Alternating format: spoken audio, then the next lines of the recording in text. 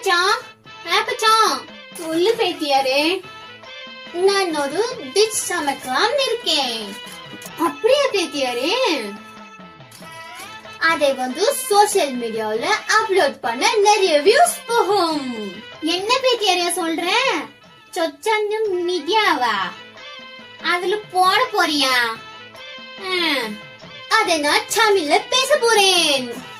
எனது தமிழ்ல பேச போறியா?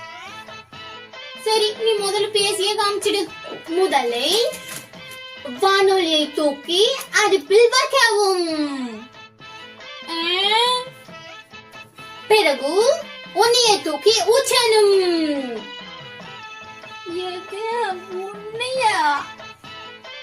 காய்ந்தவுடன் படகை தூக்கி போடவும். படகு கடல்ல இருக்கும். இவன் என்ன சொல்றான்? பேத்தியாரே